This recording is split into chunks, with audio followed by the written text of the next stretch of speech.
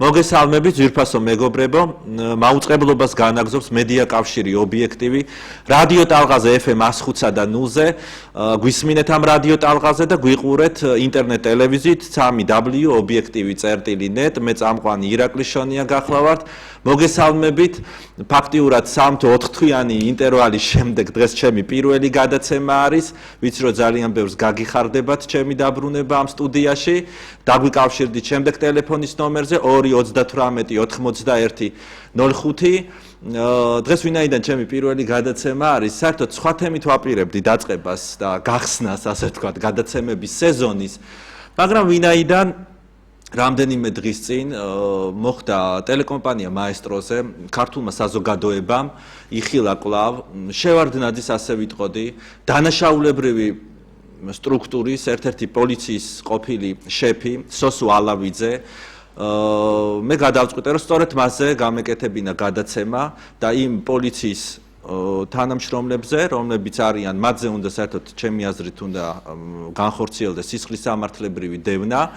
აქედან გამომდინარე, დღეს მე ორი რესპონდენტი უნდა მყოლოდ და ერთი გარკვეული მიზეზების გამო არ მოვიდა და ისე ვიტყვი მაინც რატო არ მოვიდა. ჩემი დღევანდელი სტუმარი გახლავთ, მე მგონი საზოგადოების წინაშე წარდგენა არ სჭირდება მას. ცნობილი ადამიანის უფლებათა დამცველი ბატონი დიმიტრი ლორთქიფანიძე, მოგესალმებით ბატონო დიმიტრი. მოგესალმებით, დიდი მადლობა რომ მობრძანდით ჩემთან გადაცემაში. და საერთოდ მინდა გამოვხატო ცოტა წუხილიც ამავე დროს, რომ თქვენ ვერ გახდით სახალხო დამცველი, მაგრამ ვიტყოდი, რომ თქვენ უფრო მეტ სიმხსახურებთ საერთოდ საქართველოში, ვიდრე ჩვეულებრივი ომბუდსმენი და მე უფრო მეტ წარმატებებს გისურვებთ ქართულ პოლიტიკაში. პირველი კითხვა, ბატონო დიმიტრი, აი რატომ არის, რომ საერთოდ აი 20 წლის განმავლობაში ყველაზე მეტად რა თქმა უნდა ფეხქვეშ არის გათელილი ადამიანის უფლებები და ეს არის ყველა მუსირებს ეს თემა 20 წლის განმავლობაში. ყველგან არის, ყოველ ფეხის ნაბიჯი, ყოველ სფეროში არის ეს დარღვევები, მაგრამ განსაკუთრებით აი ესეთი საჩვენებელ იმათ იქცა საერთოდ მაგალითად და ყველა მაინც ხელს იშვერს და ფაქტურად სააკაშვილის რეჟიმიც ამან შეარყია და მანამდე შევარდნაძის რეჟიმიც, პოლიციის სტრუქტურა, შინაგან საქმეთა სამინისტრო, ეს ძალოვანი სტრუქტურები, რა არის ამ რატო არის ყოველთვის აი აქეთკენ მიდის ყველაფერი, ყველაზე მეტი დარღვევა მაინც ამ სფეროში ხდება. მოგესალმებით, ბატონო ირაკლი, ჩემთვისაც დიდი პატივია ნამდვილად თქვენს გადაცემაში სტუმრობა, საერთოდ რადიო ობიექტივში. ვინაიდან ეს არის მართლაც ერთ-ერთი საშუალება იმისა, რომ ჩვენმა საზოგადოებამ, მოქალაქეებმა იხილონ, მიიღონ ინფორმაცია, მიიღონ გარკვეული ანალიტიკური ინფორმაცია ყოველგვარი ფილტრის გარეშე. და ერთ-ერთი ამისი შემოქმედით თქვენს ბრძანდებით თქვენი საავტორო ციკლით გადაცემებისა. პირველად გსტუმრობთ და იმედი მაქვს კიდე მესტუმრებით. შევეცდები, რა თქმა უნდა, ყველა კითხვაზე ამოწურავი პასუხი გაგცეთ. თუმცა, რა თქმა უნდა, ბანალურად ვიწრო პასუხით ვერ შემოვიფარგლები. ის რაც გვჭირს ქართველებს და არა მხოლოდ ბოლო 20 წელია უფრო ადრეც და უფრო შორიდან შეიძლება ამისი მიმოხილვის დაწყება ალბათ რიგ შემთხვევაში და ხშირ შემთხვევაში ბევრი რამ სწორედ ჩვენი ეთნოფსიქოლოგიური თავისებურებებიდან გამომდინარეობს.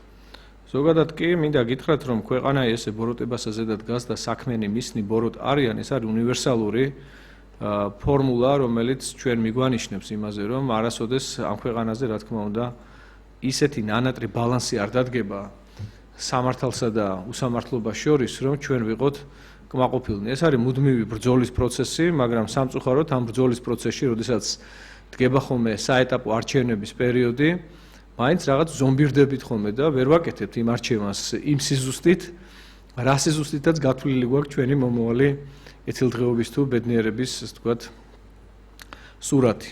როგორც გვაქვს ჩამოყალიბებული ქვეცნობიერად, იდეალისტურად. ესე დაგვემართა ბატონის ზვიად გამსახურდიას არჩევნების შემდგომ რა პატივისცემით და რა სიყვარულითაც ავირჩიეთ ეს ადამიანი, ისე დავტოვეთ საბოლოოდ ბედის ანაბარა.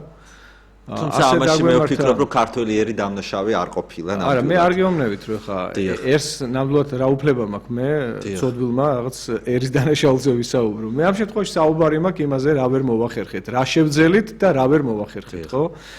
ანალოგიური დაგვემართა მას შემდეგ, რაც 96%-ით მოვიყვანეთ ადამიანი, რომელსაც ერთი მთავარი პირობა ქონდა ჩვენს წინაშე შესასრულებელი პრინციპში, რის გამოც მან მიიღო ეს 96%-იანი მხარდაჭერა, რომ ისტორიულ მეხსიერებას აღგვიდგენდა აუცილებლად და 91, 12, 13 წლების მოვლენებს აუცილებლად მისცემდა შეფასებას და მე მინდა გითხრათ, რომ მისი წარმატება სწორედ ამ დაპირებაში იყო ერთ-ერთი ყველაზე მთავარი, რაც მან არამც თუ არ შეასრულა საერთოდ გვერდზე გადადო ეს საკითხი და საერთოდ ხელშეუხებლად ჩათვალა მიუხედავად იმისა, რომ ვარდების რევოლუციის ფორმალური საფუძვლები სწორედ იმ პირის ხელისუფლებიდან ჩამოშორებას გულისხმობდა, რომელმაც ის დაგმართა ჩვენ, რასაც ხუნტას თუ პუჩს თუ ასე შემდეგ და სხვადასხვა სამართლიანი სახელწოდებებით ვამკობთ. თქვენ ფიქრობთ, რომ ეს არის მიზეზი ალბათ და შემდეგ რაც მოვლენები მოხდა და იგივე თქვათ ეს პოლიციის დანაშაულებრივი ქმედებები. პოლიციის დანაშაულებრივი ქმედებები, ირაკლი 45 წლის ვარ მე და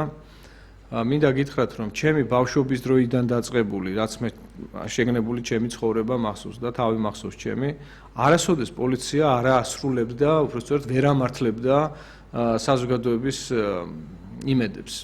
არასოდეს ჩემ დროსაც იყო გატაცებები, მოტაცებები, ადამიანის უფლებების უხეში დარღვევები, თუ იყო, მაშინ იყო ზუსტადაც და მინდა გითხრათ, რომ ის რაც კომუნისტური სისტემის პერიოდში მთელი 70 წლოვანი პერიოდის განმავლობაში არსებობდა და ინსტიტუციურად იქნა დანერგილი, ძალიან კარგად გადმოიღეს შემდგომში შევარდნაძის ხუნტის შედეგად მოსულმა ორგანოებმა, იმ კრიმინალურმა პოლიციამ, შემდგომში უკვე სპეციალურმა ოპერატიულმა დეპარტამენტებმა თუ კუდის სახელწოდებით და აბრივიატურით ცნობილმა პოლიტიკურმა პოლიციამ. ხელწერა არსად არ შეცვლილა არასდროს პოსტსაბჭოურ სივრცეში, როგორც მოვდიოდით, დღემდე სამწუხაროდ ეს სავალალო მემკვიდრეობა კვლავ უცვლელად მოყვება და თქვენ ძალიან კარგია რომ შეეხეთ სწორედ პოლიციას. მე პოლიციის სისტემაში ვმუშაობდი, ამიტომ მე პოლიციას გარედან არ შევაფასებ, მინდა შევაფასო შიგნიდან.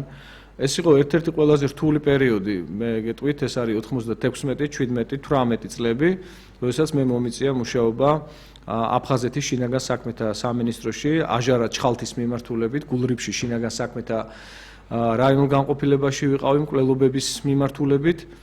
და შემიძლია სრული პასუხისმგებლობით გითხრათ, რომ როდესაც პოლიციის მანკიერებაზეა საუბარი, არაფრის დიდებით არ უნდა მივცეთ ჩვენ თავს უფლება და მთელი ასე ვთქვათ სისტემაში შემავალი ოფიცერთა შემადგენლობა არ უნდა ვიგულისხმოთ. დამერწმუნეთ კომუნისტების დროსაც, ეროვნული ხელისუფლების პერიოდშიც, გარდამავალ პერიოდშიც და დღესაც რჩებიან სისტემაში ადამიანები, ურომლისოდაც უბრალოდ თავზე დაგვემხობოდა მთელი სისტემა, რომ არა მათი პატიოსნება, რომ არა მათ მიერ შესრულებული სამუშაოს ხარისხი, რომ არა მათი ერთგულება საკუთარი ოფიცრის მუნდირისადმი. არიან ესეთი ადამიანები. ნებისმიერ თავობაში, ნებისმიერ დროს. ზუსტად რომ საზოგადოება მიცოდეს და ეხა რატო გამოიწვია ჩემი პროტესტი და საზოგადოების დიდი პროტესტი ინტერნეტ სივრცეში, ეს გახლავთ 4 დღის წინანდელი გადაცემა ტელეკომპანია მაესტროზე, სადაც მოწვეული იქნა სოსო ალავიძე, მე ვიტყოდი კრიმინალი, დაუჟელი კრიმინალი, შალვა რამიშულთან და დიანა ტრაპაიძესთან ერთად.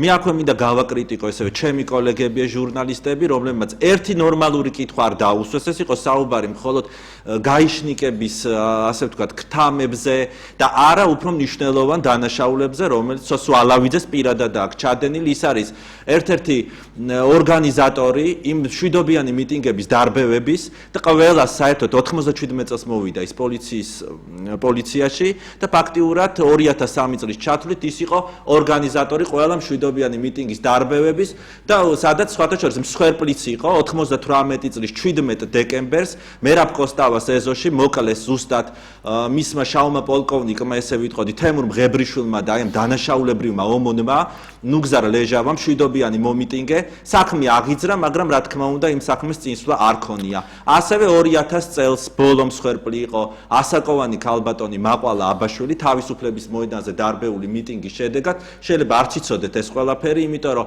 ეს იცით რა არის, ამაში სწორედ ჟურნალისტებიც არიან დამნაშავეები, ვინაიდან ამას ასე ვთქვათ ტაბუ დაადეს და გააიდეალეს თემურ მღებრიშვილის ანეკდოტები და აი ამ დონეზე დაიყვანეს და მიჩქმალეს ეს დანაშაულები.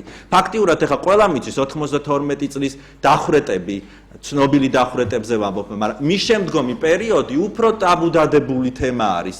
ეს იყო აი ეს წლები, ეს როგორ გითხრათ, იყო გაშარჟებული ეროვნული მოძრაობის დარბევები და სასტიკი ქმედებები და არავინ ამაზე კითხვა არ დაუსვა მაესტროზე, αλλά პირიქით უთხრეს, რომ ჩვენ ძალიან გაგვიხარდება თუ ის კვლავ დაბრუნდება პოლიციის შეფად. ზარი არის ეთერში, შემოუშვათ და გავაგრძელოთ გადაცემა. გისმენთ? ალო? დიახ, გამარჯობათ. შემოერთეთ ახლა? დიახ, ეთერში ბრძანდებით.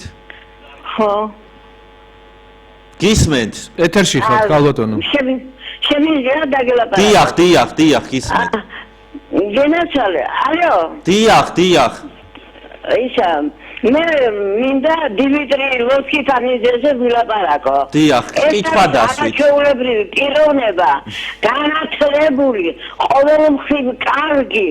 ხო და მე მგონი იურისტებს ეშინიათ ამის წინ წასვლა, მაგრამ მე რომ მკითხოთ, მაგას დაქვეითება არის იქნება ის ყოველმხრივობა.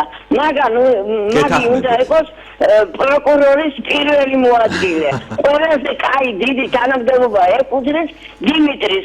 შენი წირიმე არ დაგწყდეს გული, გენაცვალე. შენ მთელი თბილისი, ნახევარ თბილისზე მეტი გიცნობს, რომ შენ ხარ არაჩვეულებრივი, მომზადებული, კარგი ბიჭი. ასევე უნდა ვთქვა კახა კუკავაზე. იურისტები რო არიან პარლამენტში, მე მგონი იმათ ეშინია თქვენი შეშლა. იმიტომ რომ ყველას ჯობი ხართ თქვენ. მადლობთ. მე ვეთანხმები, ვინც დარეკა თქვენ. მე მგონი პირველი მოადგილება კი არა, მეტიც გეკუნით თქვენს და ბატონ კახაკუკავასაც. შემდეგი კითხვა ასეთი ბატონ დიმიტრი.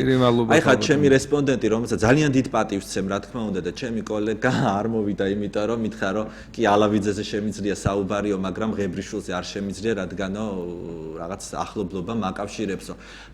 ზოგს აი არიან ადამიანები, ვისაც მოსწონს იგივე ღებრიშვილი. არიან ადამიანები, ვისაც მოსწონს ბაჩუ ახალაია, ხომ არიან ესეთები, ვისაც მოსწონს ჯაბა იოსელიანი.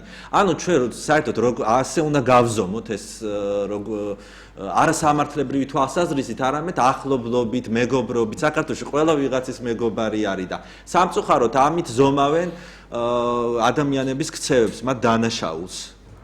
ბატონო ირაკლი, მე სრული პასუხისმგებლობით მინდა გითხრათ, რომ სოსო ალავიძეს ნამდვილად არ ვიცნობ პიროვნულად, მაგრამ სრულიად გეთანხმებით, რომ მისი პოლიციის უფროსობის პერიოდი ძალიან ბევრ სახელმწიფო დანაშაულთან არის გაიგივებული და პოლიციის მხრიდან უფლებამოსილებების გადამეტებასთან და ასე შემდეგ. თავად ელენე თევდორაძეც კი არაერთხელ დაპირისპირებია, მახსოვს? მაშინ ისინი ითვლებოდნენ ერთი გუნდის წარმომადგენლებად და ერთგვარი გაკვირვებაც იყო საზოგადოებაში სრულიად სამართლიანი ამ მიმართულებით. თუმცა სოსო ალავიძე, დათა ახალაია, ბაჩუ ახალაია, თქვათ იქ სანოძე და ეს პოლიციელები, რომლებიც სხვადასხვა მღებრიშვილი კი ბატონო,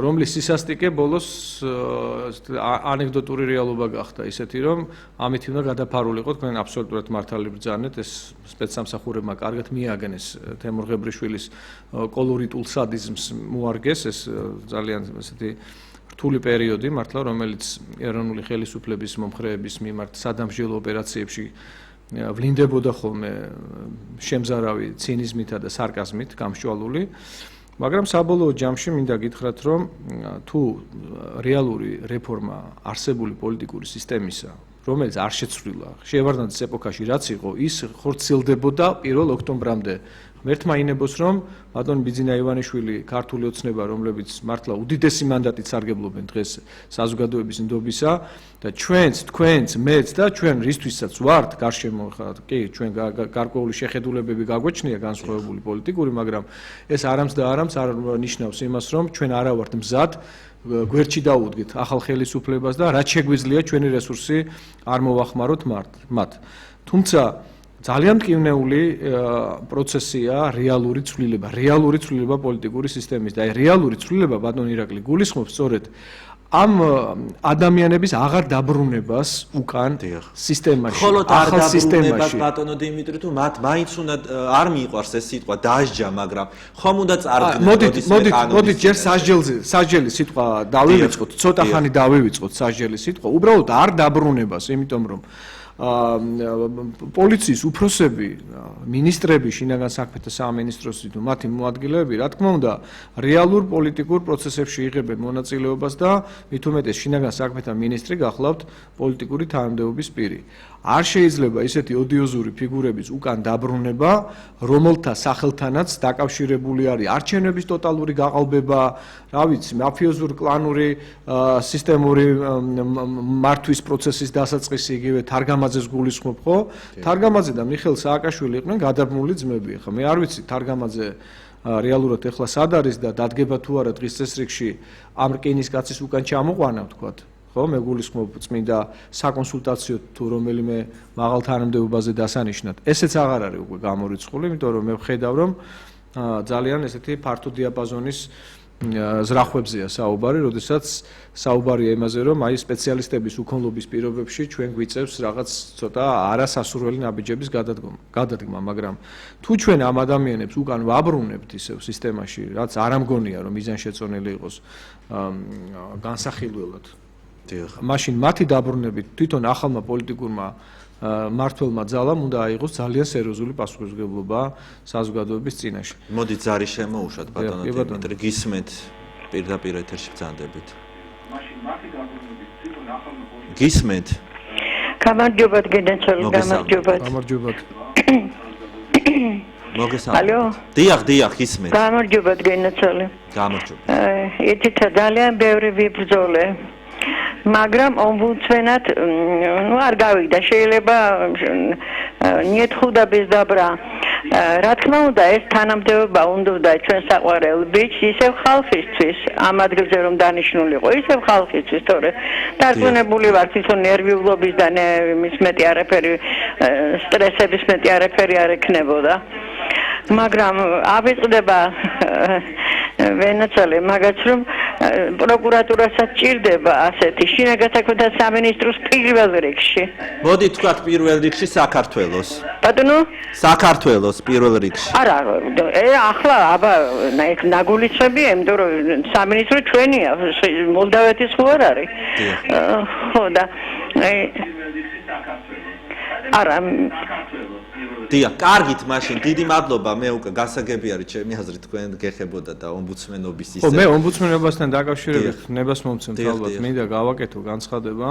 მე არავინ არ უნდა გაიგოს ისე რომ ჩემ მხარდამჭერებზე მაქვს საუბარი და იმ ადამიანებზე, რომლებსაც ქონდათ ესე მკვეთრად დაფიქსირებული სურვილიც და მხარდაჭერა ჩემდამი, რომ მე დამეკავებინა ეს მართლა ძალზედ sapasუხისმგებლო პოსტი, რომელიც ნამდვილად ძალიან მძიმე აღსასრულებლად აქ მუშაობა, სახალხო დამცველად მუშაობა, თუ რეალურად აპირებ, რომ იმუშაო სახალხო დამცველად, ეს არის, ნუ არ ვიცი, განსაკუთრებული ნერვების ფასი. ისე სამართლებრივი უნდა იყოს სახელმწიფო. ხო, მაგრამ მე მინდა გითხრათ, რომ მე არ მithქვამს უარი ამ სახალხო დამცველის მეტად საპასუხისმგებლო პოსტის დაკავებაზე. აქ ლაპარაკია იმაზე, რომ თავად საქართველოს პარლამენტს არ წარმოუდგენია, რაც არ უნდა პარადოქსულად ჟღერდეს, მაგრამ დღემდე არ არის წარმოუდგენელი კანდიდატი სახალხო დამცველობის. 21 სექტემბრიდან აღარ აყავს საქართველოს ომბუდსმენი. 21 სექტემბრიდან. სახალხო დამცველი. დიახ, სახალხო დამცველი. დიახ. ომბუდსმენი არის დანიური წარმოშობის სიტყვა და გულისხმობს ხალხის წარმომადგენელს. და ეს ხალხის წარმომადგენელი ხალხს არ ყავს, მიუხედავად იმისა, რომ ყველა ვადა გადავიდა ფაქტიურად, თქვენ იცით, რომ პირველი ვადა გადაცდა 21 სექტემბრიდან 21 ოქტომბრამდე, შემდეგ აღნიშნეს, რომ ომბუდსმენი ჯერ არ გადამდგარა თურმე, მაშინ როცა ომბუდსმენი უკვე სასჯელ ასრულების პრობაციისა და დილდახმარების მინისტრიც აღარ იყო მომდენო პერიოდში და სულ ახლახანს მოხდა მისთვის უფლებამოსილების შეზღუდვა.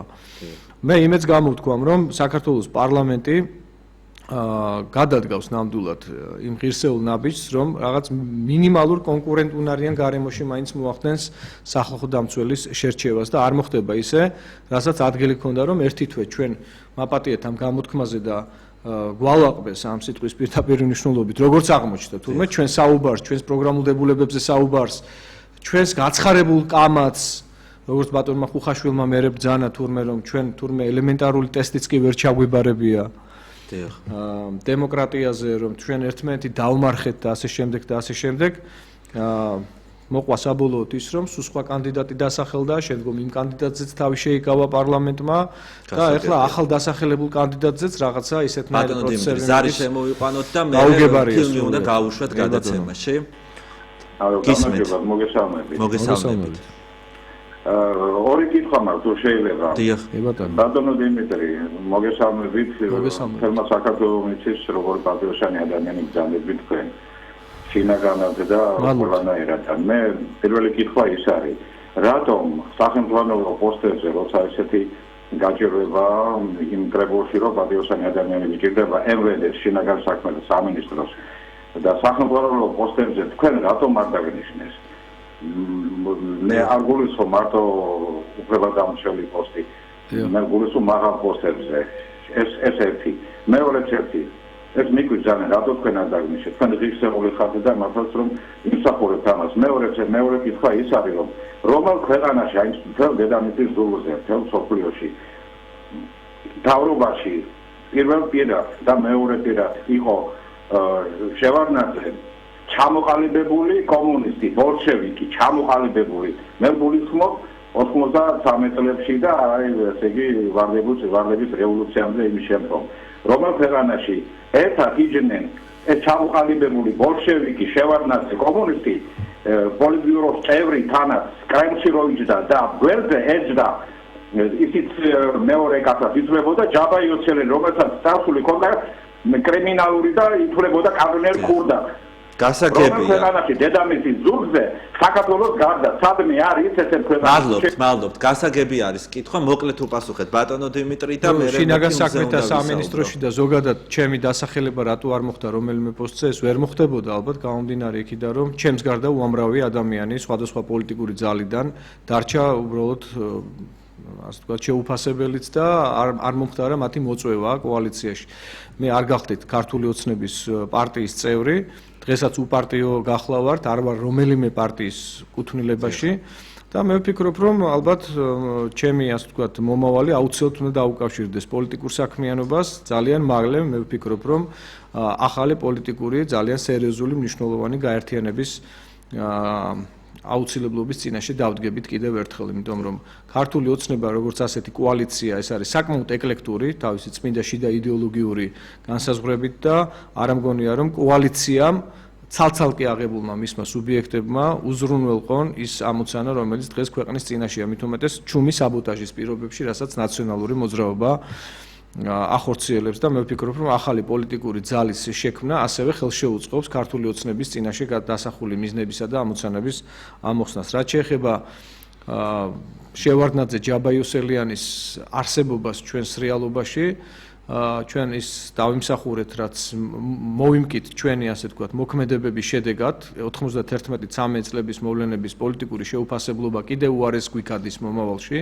არც მიშაზე ეგონა ვინმეს და ვერ წარმოიდგენდა რომ მიშა რომელიც იყო ხალხის რჩეული 36 წლის პრეზიდენტი რომელიც ჩვენ ავირჩიეთ ვერ გაამართლებდა იმედებს და არამც თუ ვერ გაამართლა მე ვფიქრობ რომ კოლექტიური 8 წლიანი 1937 წელი მოგვიწყო ისე რომ დღეს მართლა დასათვლელი ვართ დასათვლელი გვყავს ერთმანეთი რამდენი გადავრჩით საერთოდ რაც შეეხება გამოსავალი არის ის რომ აი ახლა ეს 1 ოქტომბრის გამარჯვება არ იყოს მოჩვენებითი და რეალურად მოხდეს არსებული პოლიტიკური სისტემის. სწორედ ამაზე მაქვს მე საუბარი რომ ეს უფრო წამოატივტივეს სოსო ალავიძე ჩვენ თითქოს ეხა მაყურებლებმა აგვაცილეს იმ თემას, თავარ თემას, რაზეც მე გადაცემა მიმყავს და აი დანაშაულებრივ ადამიანებზე, რომლებიც აი ახლა მე მაქვს ფილმი, რომ შესავალს გაუკეთებ ეხა სანამ იქნება გაშვებული.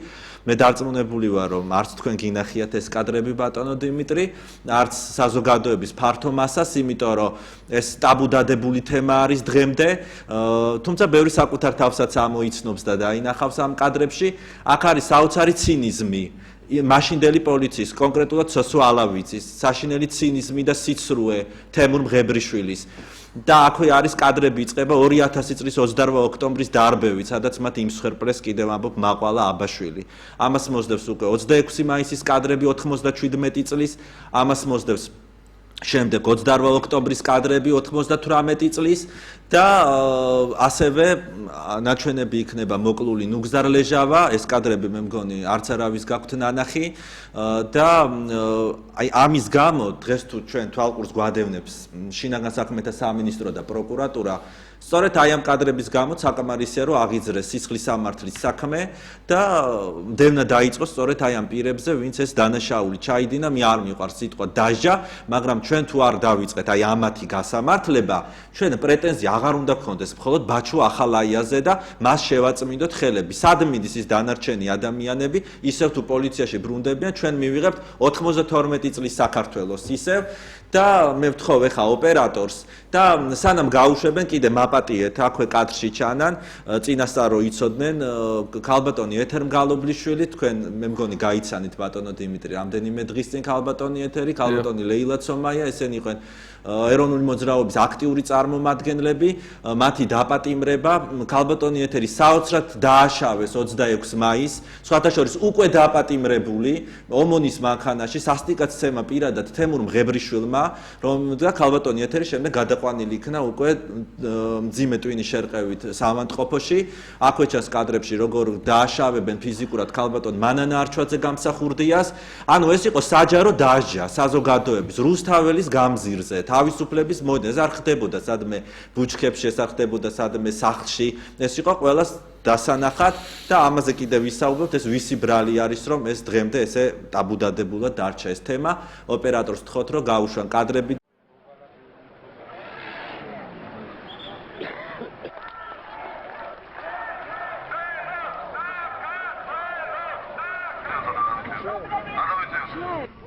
მოგწონთ თქვენი აზრი მაინტერესებს პირადად თემაც არ არის არა როგორ არ არის მოქალაქე ხარ ჩვეულებრივი და როგორ არ არის თქვენი აზრი უნდა გაითვალისწინოს შესაძლებლობებით მოგწონთ მეთქი მე თქვენ გეკითხებით არა სხვა საკითხი არ არის ეგ არის ძირითადი ამოსავალი უნდა იყოს ჩვენი სამოქმედო მოგწონთ თქვენ თუ არა თქვენ თუ მოგწონთ არ დავშლით ჩვენ რომ გითხრათ რომ მოგწონს არ დაშლით თქვენ მოგწონთ რომ გითხრათ რომ კი არ დაშლით არა რომ გითხრათ რომ მოგწონს არაფერს არ ვთქვა დღეს არ გით მოგწონს მოგწონს იყოს მაშინ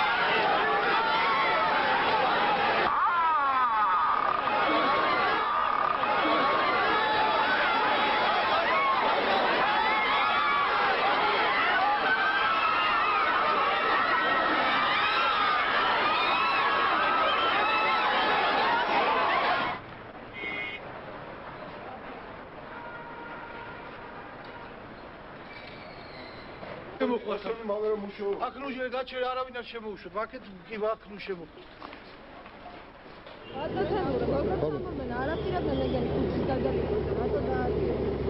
ვინაც ყარო ვინ დაარბია როში და კიდე დარბევას ვერ გავიგებ აი დარბევა ახლა მიყვარი და დაფანტავი გარი დარბევა მეც მოვყავი მეცაკცენეს აბა რა ადგილზე და აბა მანახე ეხა როგორ განახე აი იცი და ვანახე აგერ პრესა მანახო თუ დალუჯებული ხო თუმცა აჩეგი თქვენ რა ბატონო აბა ეხლა სხვაფერი ხო გეკნება დაწითლებული გეკნება თუ მიიძახი რა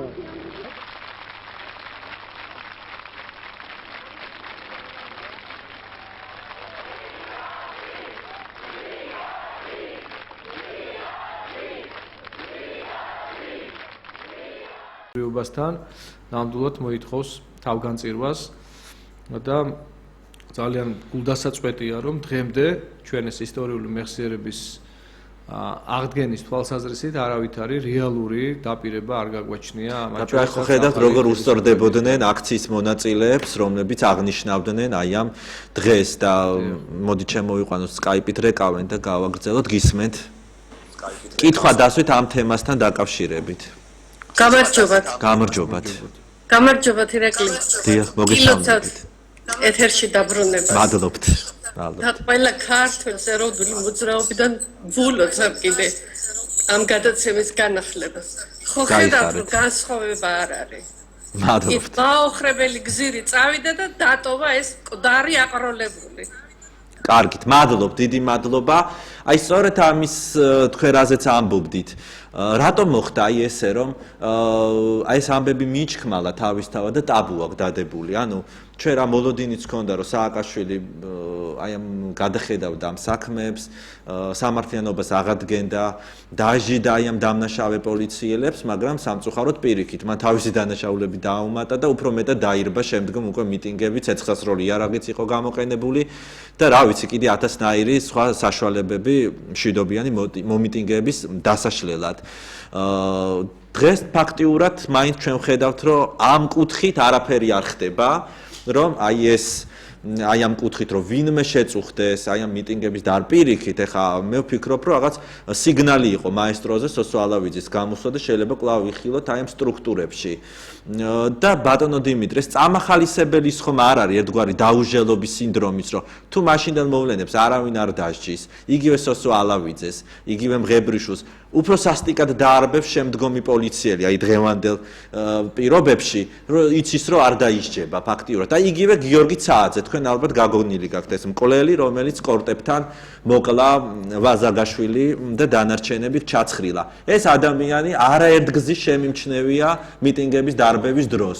მაგრამ ამაზე არავინ არც დაუჯია ცააძე და ხომ ხედავთ რა ჩაიდინა უარესი ახალგაზრდების მკვლელობა. ბატონო ირაკლი, გადახედეთ დღევანდელ შინაგან საქმეთა სამინისტროს უმაღლეს ეშელონს, რომელიც არის შინაგან საქმეთა სამინისტროს მმართველ რგოლში.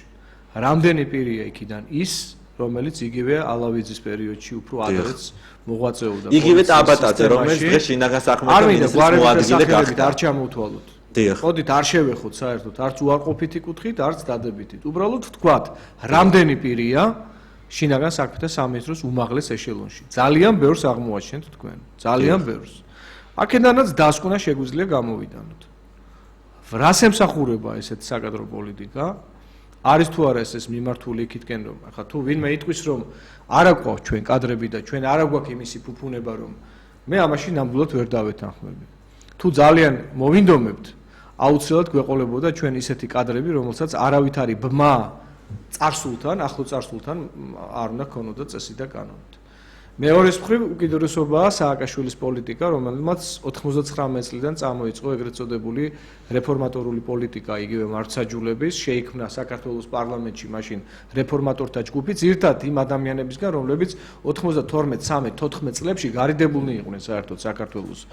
სწავლობდნენ საზღვარგარეთ, მაგალითად გიგა ბოკერიაი გახლდათ რიჩარდ ჰოლბრუკის გაზრდილი, ამ სიტყვის პირდაპირ მნიშვნელობით. გიგა ბოკერი ერთ-ერთი დამრბევიც იყო აქციების 92 წელს. ამერიკის შეერთებული შტატების სახელმწიფო მდივნის რიჩარდ ჰოლბრუკის, რომელიც მერე გახლდათ ISAF-ის პროგრამის ერთ-ერთი მთავარი სულისჩადგმელი ოჯახში და ის იყო მისგან უშუალოდ, ასე ვთქვათ, წარმოგზავნილი შემდგომში საქართველოში. იგივე მიხეილ სააკაშვილი, რომელმაც გაიარა უკრაინული საგარეო ასე ვთქვათ, უმაღლესი სკოლიდან დაწყებული და დასრულებული შეერთებული შტატების სამაგისტრო კურსებით და ასე მოგვევლინა შემდგომ უკან საქართველოს. ანუ აი ამ მოვლენებს ბატონო დიმიტრი, ხელი ხო არ შეუწყოს თვითონ პოლიტიკოსებმაც. ხო ყველა მიცოდნენ, რომ ეს ხდებოდა რუსთაველზე, საჯაროდ დარბევები და კაციშვილი ხმას არის. ბატონო ერაკლი, ამისი ასე ვთქვათ, რეცეპტი არის ძალიან ადვილი რა.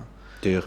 თუ ახალი ხელისუფლება, აი დღევანდელი ხელისუფლება, კვლავ უარს იტყვის ისევე როგორც სააკაშვილის ხელისუფლება, კანონიერად არჩეული ხელისუფლების დამხობის გარემოებების შესწავლაზე. თქვენ ძალიან კარგად იცით, რომ სახელმწიფო კომისია შეიქმნა 2001 წელს, მაპატიეთ 2004 წელს.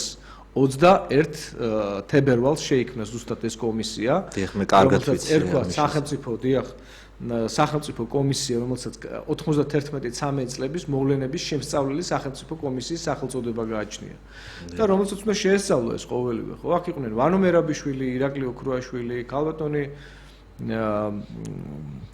არჩვაძე გამსახურდიასი, დიახ, ქალბატონი მანანა, ბატონი ვახტანგ ფუტკარაძე, ბატონი ტარიელ ფუტკარაძე. ბატონო? ტარიელ ფუტკარაძე, დიახ. დიახ, ვიცი მე ეს კომისია, მე ეს დოკუმენტები ნანახი მაქვს, დიახ. ეს კომისიის შემადგენლობა, მე მახსოვს უბრალოდ, კიდე შეიძლება ვინმე გამომრჩეს, არ მინდა ვინმე გამომრჩეს, მაგრამ კომისიის შემადგენლობაც კი იყო დასახელებული.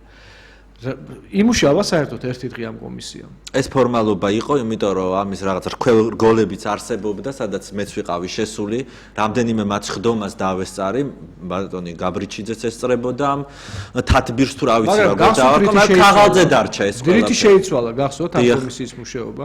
სააკაშვილი ძალიან კარგად აცნობიერებდა მოსალოდნელ პოლიტიკურ პასუხისმგებლობას ამასთან დაკავშირებით და მან სწორედ მეშვიდე მოწვევის პარლამენტში, მას შემდეგ რაც შემოიტყუეს ბატონი კონსტანტინე გამსახურდია ამ სიტყვის პირდაპირი მნიშვნელობით, გარკვეული დაპირებებით ალბათ, შეაქმნევინეს ზვიად გამსახურდიას გარდაცვალების გარემოებების შემსწავლელი კომისია, რომელიც უნდა ყოფილიყო მხოლოდ პატარა სეგმენტი დიდი სახელმწიფო კომისიის მუშაობაში.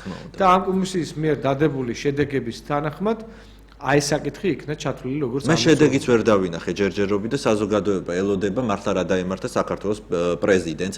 მოდით შემოვიყვანოთ Skype-ით, ეხა გვირეკავენ და გავაგრძელოთ. გისმენთ? ალო? დიახ, გამარჯობათ. მოგესალმებით. მოგესალმებით. მე მინდა დავამატო შოთა რუსთაველის ძიებთან აქცია რომ იყო, მაშინ პოლიციელებმა შემოარტყეს პრე ქაბატონ მანანა არჩვაძე. დიახ, აი ეს კადრები იქნა გაშვებული, გადაცემა. მე რადიოთი უსმენდი და იმიტომ. დიახ, დიახ. უტყავდნენ იმას წიგნებზე უტყავდნენ საშუალო. დიახ, დიახ, აი ახლა იქნა გაშვებული ეს კადრები. კონტროლი დანაწილი იყო ხალი, რათა მან გადაიტანა როგორ არის ცოცხალი და კიდე ზოგიერთი რეკავს აქ და მანანაზე რაღაცა ხანდახან ისე დაუგათიტოს ხოლმე.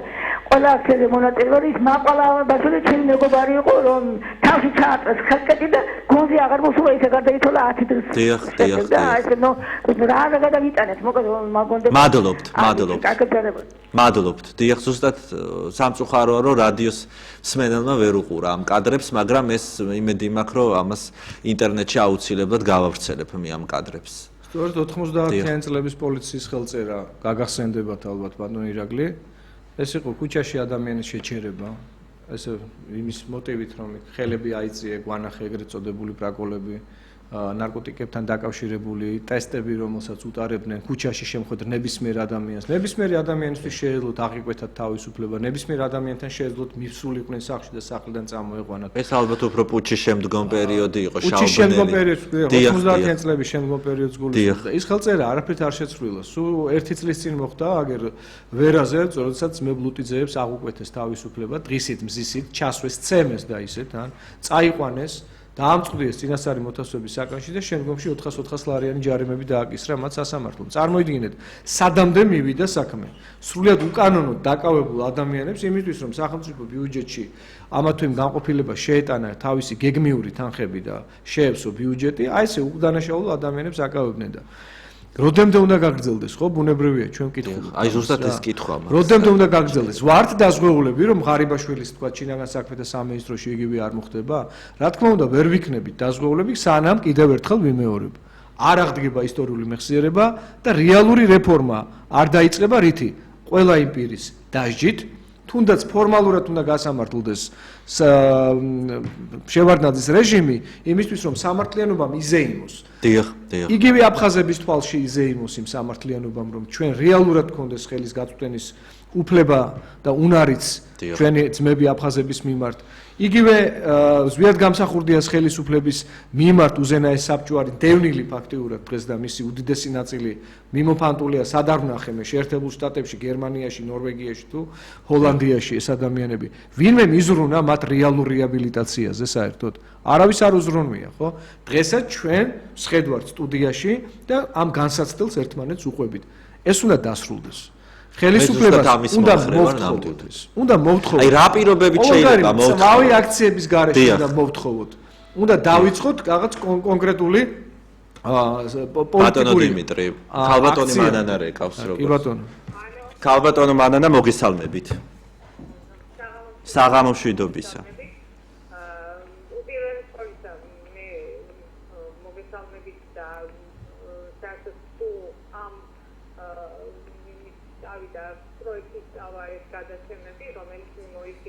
დიახ.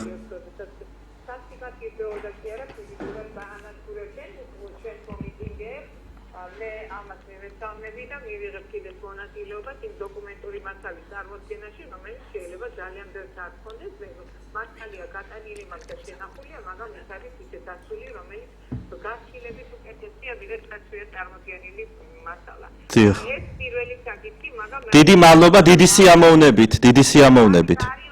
ამ გადაცემის ხარისხი, მაგრამ მე მინდა ბატონ დიმიტრის ვიმართო, ბატონო დიმიტრი. ბატონო. თქვენ ეხლა დაასახელეთ ჩამონაცვალი გააკეთეთ იმ პიროვნებებითა, რომელთაც იყვნენ შეყვანილი კომისიაში, რომელსაც გამოეძიებინა 1991 წლის და მისი შემდგომ მოვლენები, რომელიც იყო კუჩის და შემდეგ ხელისუფლების დამხობა ძალადობრივი ზვიადგამსახურდიას ფიზიკური განადგურება და ასე შემდეგ. მაგრამ თქვენ ჩემი გვარი და სახელი მოიხსენიეთ, მაგრამ მე არ გეთანხმებით, იმიტომ რომ ეს ჩემი გვარი და სახელი შეტანილი იქნა ჩემგან დამოუკიდებლად, ჩემთან შეუთანხმებლად, ამიტომ მე იმ დღეს გავაკეთე განცხადება და მე იმ სიაში არ ფიგურირებ, ვინაიდან ვინმე შეიძლება მიიღო, რომ მე ვიყავი დაინტერესებული პირი და აქედან გამომდინარე ესე იგი გამოძიება არ იქნებოდა ობიექტური და მე თავად დავტოვე ეს ყველაფერი, რომელსაც არ მიმიღია მონაწილეობა არაფერში და საერთოდ არ გავკარები ვარ ის კომისიაში. გასაგებია. ძალიან ასე თუ წარმოაჩენთ, რომ თითქოს მეუღლე მართავდა და რაღაც არავითარი მე ვიკრიბებოდი მხოლოდ და მხოლოდ დაზარალებული დროში, რომელსაც გამომიწეხებდა პროკურატურა და დამფიქრდა. მხოლოდ და მხოლოდ აი ამ გეთანხმებით ქალბატონო მანანა, გეთანხმებით. დიახ, ქალბატონო მანანა, ჩვენ ფაქტობრივად დავასახელე ის ვინც ხელისუფლებამ შეიყვანა ამ კომისიაში, თორე აბსოლუტურად ვეთანხმები ხა. ქალბატონი მანანას იქ ყოფნა ერთადერთი გაპირობებული უნდა ყოფილიყო იმითი, რომ კომისიას რეალურად უნდა ემუშაოდა. როცა ეს გადაიქცა ფიქციად, ბუნებრივია, თქვენ იმის მერე არაერთხელ გაგიკეთებიათ განცხადება ქალბატონო მანანა ამასთან დაკავშირებით.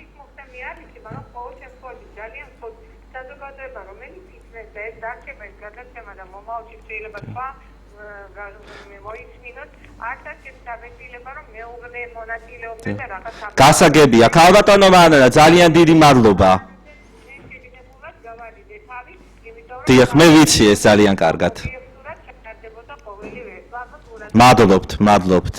ქალბატონი მანანა იყო, ქალბატონი მანანა გამსახურდია ჩვენი სამართლიანი შენიშვნა იყო. დიახ, მე ძალიან გამიხარდება თუ ქალბატონი მანანა მიიღებს მონაწილეობას აი ამ გადაცემებში. განმარტება არ მოვაყოლეთ ამას.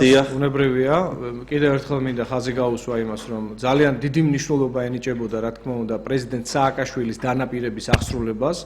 სააკაშვილმა ეს ძალიან კარგად იცოდა, ამიტომაც გაითამაშა ის ფარსი, რაც გაითამაშა და პრეზიდენტ ზვიადგამსახურდიას მომხრეების და მათ შორის მისი თანამეცხედრის კომისიაში შეყვანით, თქვათ, ნდობის განსაკუთრებული იმედი გააჩინა საზოგადოებაში, რაც რეალურად ფარსად გადააქცია და ამის შესახებ ამას ჩვენ კიდე მიუბრუნდებით, ბატონო დიმიტრი, თქვენც მიიღებთ მონაწილეობას აი ამ თემებში. მე ვისურვებდი, რომ ქალბატონი მანანა ჩემი სტუმარიც გამხდარ იყოს ამ გადაცემაში, მიიღოს მონაწილეობა, იმიტომ რომ ეს არის ფაქტურად ჩვენ ვქნით, ეხა საბრალდებო დასკვნა სწორედ იმ დამნაშავეების წინააღმდეგ და ეხა ჩემი აზრით სწორედ აი ამ ფირზე უკვე შეიძლება საქმე აღძრას და დაინტერესდეს როგორც დღევანდელი შინაგან საქმეთა მინისტრი, ისე პროკურატურა, მე ვიცი ქალბატონ მანანა შესანიშნავი მასალები აქვს ამასთან დაკავშირებით და იქნებ ვითანამშრომლობთ ესე და გავაგრძელოთ ეს ციკლი გადაცემების, იმიტომ რომ საზოგადოებაც არის დაინტერესებული ამით.